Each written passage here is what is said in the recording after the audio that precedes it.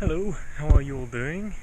It is Wednesday the 21st of August. Late start to the week, I know, apologies. Pretty busy working week to start the week, so figured we may as well start halfway through rather than not at all. I hope everyone is doing alright. I am doing just fine, thank you. Tattoo news update sort of thing. It's coming along very nicely, beginning to flake now, as it should. Like that's part of it. It's supposed to flake as it heals. It's getting itchy as well, which is also part of it. It's it's a little bit irritating, but it's all part of it. Still very happy with it. I think once it's finished its flaking process and it's fully healed, then we'll be able to see it in all of its glory. We'll be able to touch it and all that sort of thing. Other than that, there is not much to catch you up on for right now. There is no big news of which to speak currently. No update on the beer from last week yet, but keeping eye trained on the email inbox to try and discover some news with regards to that. I think that's pretty much everything. I came up with a really lame joke yesterday, which means nothing new, but if you want to hear it, I mean, I came up with several yesterday. We are talking on one end of the spectrum, and actually that's a joke in and of itself, because the joke I'm about to tell you is to do with ghosts. So it's a spectre room, whatever. So it was something like when ghosts. It wasn't even really a joke. It was just a really lame pun about ghosts going to the toilet, and when they do, they go and do a poo. It's oh god, it's bad. It's bad. Not as bad as this one. I struggled to get this one out because it was that bad, but it made me laugh. I was just busying myself at work, and I was like, if there was a book and it was called Red Wine, and you finished reading that book, you would then be able to say that you had read red wine. Look, don't laugh. I amuse myself, and that's what's important. What I always say to people is that people do laugh at those jokes. People did laugh at those jokes yesterday. You may very well have laughed. I doubt it, but you may very well have. People laugh at those jokes, and I say, I'm glad that you find them funny, but what you've got to remember is that this was one of the good ones that made it out. My brain's gone through a hell of a lot more that didn't make the cut. You get to hear the top quality gold jokes, whereas the other 90% of them get discarded. My brain's firing like that all the time. You get to hear the good ones. I have to put up with the lame ones. Of course, it's all relative. Like I say, they're the good ones. The bad ones are bad. Like, the good ones aren't good. The good ones are just less bad than the bad ones. Today I want to talk to you about Five Guys. Not 5 separate guys, but the fast food restaurant chain Five Guys. I had my first one a few years ago now, I think. I remember being thoroughly unimpressed. I was like, I've had better, in terms of burgers, in terms of fast food meals. It's just everything. I was like, I'm not really that won over by it. I thought it was very expensive for a very flavourless burger. Since then, I have had 2 more. I have had one at the Charing Cross location, and we've just recently had one open up not too far away from work. So I had a second one there. And it's better. I'm not sure if it was just because, I don't know, maybe I just had a bad one the first time or something like that. It's better. Like, the burgers I still think are pretty They're filling, don't get me wrong, they are filling and they are okay, they are nice, but I've still had better. However, the fries are very good. I do enjoy the Five Guys fries, and and they are very nice. I don't know what they do to them. They're nice and crunchy on the outside, very smooth on the inside. They're great. But I always make the mistake of ordering fries, because as nice as they are, the burger does the job for me. I've not got a massive appetite as it is, but the burger does the job for me, and I always make the mistake of ordering fries when really I always get regular as well, and the regular ones are like a mountain-sized portion anyway. So if I was going to get fries, I need to remind myself to get small. But even then, I still feel like it'll be too much. It's like if you go to Nando's, right? And this may shock you to learn, but I don't frequent Nando's that often. I don't think I possess the I don't possess the required amount of cheek to be able to go for a Nando's. I have substantial cheeks, don't get me wrong, but there's a nice little plop on that on that second one. I have cheeks for days, but I don't have the required amount of cheek to be able to go to Nando's. But whenever I do, I always go for like their regular level of heat, when realistically I should go the next one down. I always go regular and go, how bad can it be? I mean, it's not unfathomably, unbearably spicy, but like, I'm a bit of a wuss when it comes to spice. And as soon as I start eating it, I'm like, I should have gone for the one below. I eat the meal, but I don't fully enjoy it. Also, Nando's is ridiculously expensive. I don't understand. This is what I don't understand. So, the reason why I bring Five Guys up is because Ben and I went for Five Guys before I went and got my tattoo last week. And while we were in there eating lunch, there were kids, like 10, 11, 12-year-old kids in there ordering food.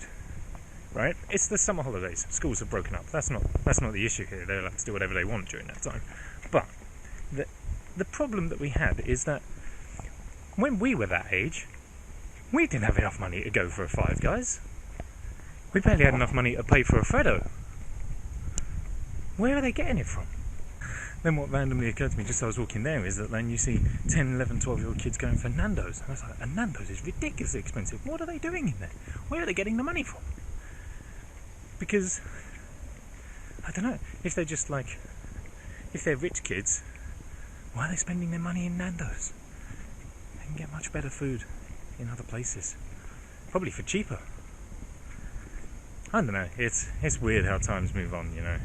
Like when I was a kid, and it was in the summer holidays or, you know, whatever, my friends and I, we would go and we would sit in a park and just hang out, talk, throw things at each other, listen to music, just generally hang out, have a great time. We had spontaneous picnics and all that sort of thing. If we were going to go out for lunch, we went to McDonald's. Hands down went to McDonald's, alright? Because that was pretty much the only option. It was certainly the cheapest option. It was all we could afford, man. We'd go to McDonald's for food. And now you got kids that are like going for like big sit-down meals. And they're 12. Where's the money coming from? Even when I was like 16, 17, 18, and we were going and hanging out in parks and stuff, again, doing exactly the same sort of thing, listening to music, chilling with friends.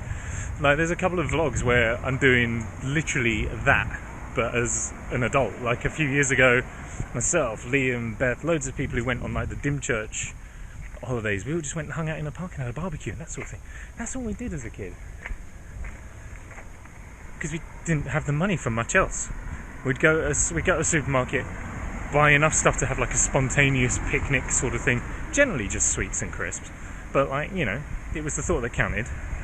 And then even as we got older, 16, 17, 18, like we still went to McDonald's and supermarkets and stuff and bought the food that way because, okay, so maybe occasionally like a Wetherspoons dinner or something like that, but that was all we could afford. Now you got kids going for banquets.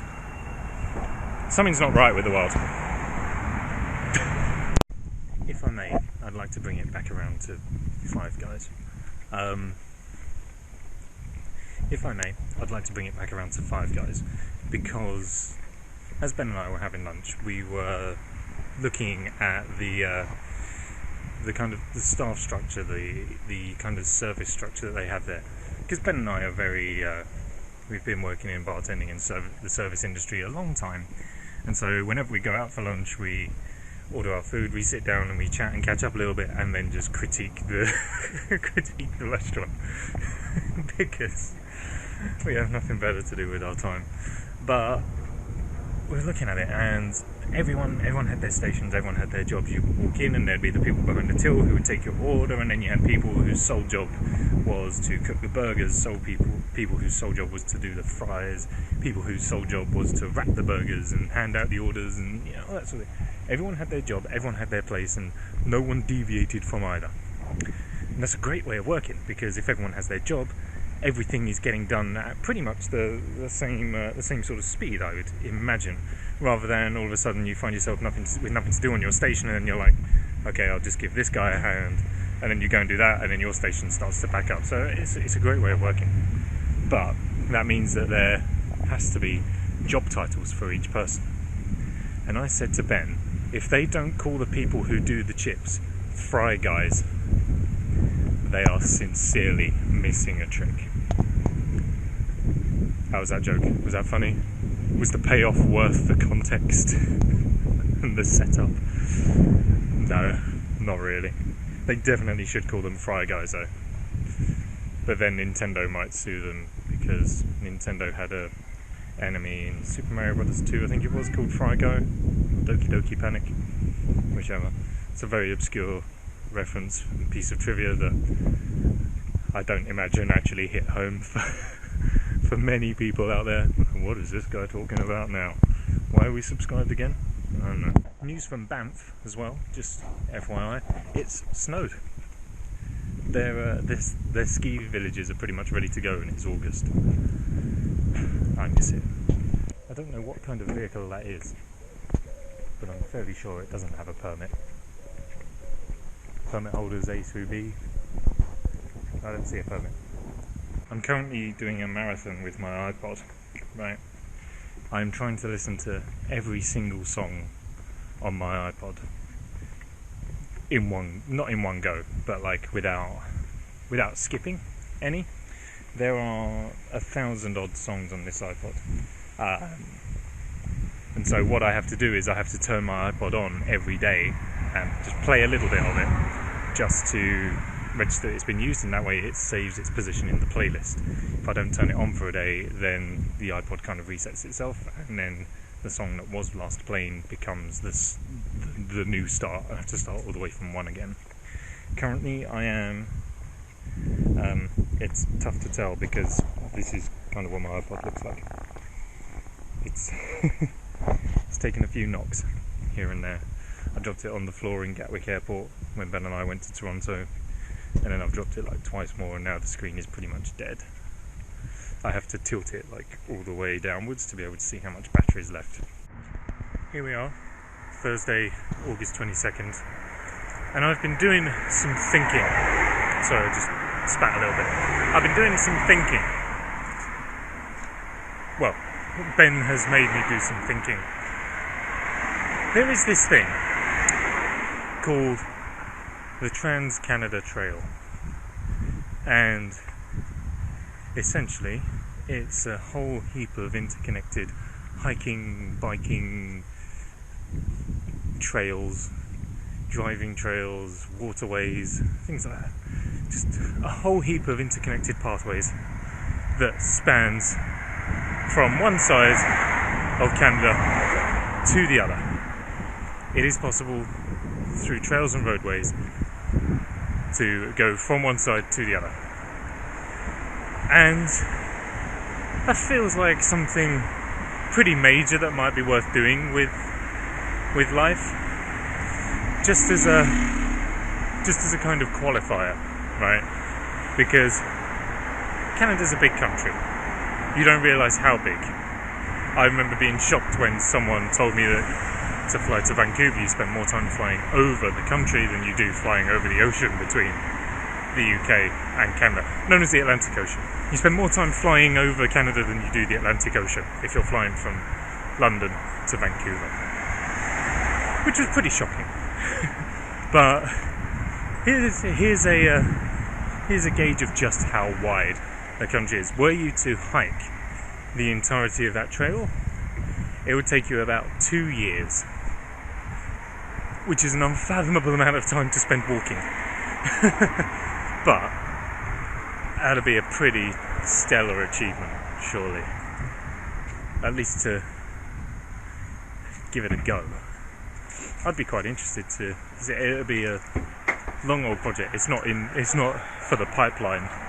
Certainly, it'd take a lot of planning and training. I'd have to train for the first time ever. I'd have to train for something, mainly because I've never done a marathon or anything like that. Because why would you put yourself through the exertion, especially for like the London Marathon, right? Why would you? You just want to spend run around London for 26 miles? I'm aware that's kind of a wrong sentence, because that sentence implies that mile is a unit of time rather than distance, but if you want to run 26 miles around London, why would you? It's not a nice city to run around, it's not a nice city to walk around, it's not a nice city to look at. Not only would you want to run 26 miles around it, but you want to train, you want to spend time working up to that, when you could train and hike through Canada. It goes through all of the provinces. I can just imagine it would be a sensational use of time. It'd just be so beautiful. Absolutely exhausting prior to and during, but can you imagine? I think Ben and I are kind of like half seriously thinking about it. And I feel like we should go full serious and actually kind of plan it out a little bit, try and work out a route, because it doesn't look like there's any kind of official route, quote unquote, which is odd given how it's a trail and it is on a map and there's the line drawn from one side of the country to the other. But like, what I mean by that is there's no kind of set in stone route you should take with these dedicated points to rest off and stop at and all that sort of thing. So it'll take a lot of planning and also a lot of money. There's a lot of gear that needs to be bought before we even get out there. Good tents, hiking gear,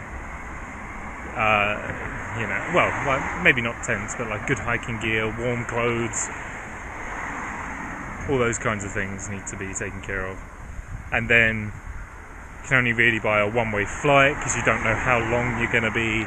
You also don't know how far you'll actually make it before you call it a day. You'll have to be living by the seat of your pants, basically. You'll be like, you can't necessarily plan where you're going to, like what hotels you're going to stop off at and all that sort of thing. Rest days, all the money you're going to need to buy food and supplies while you're there. It's a big old job and an expensive old job. But just imagine it.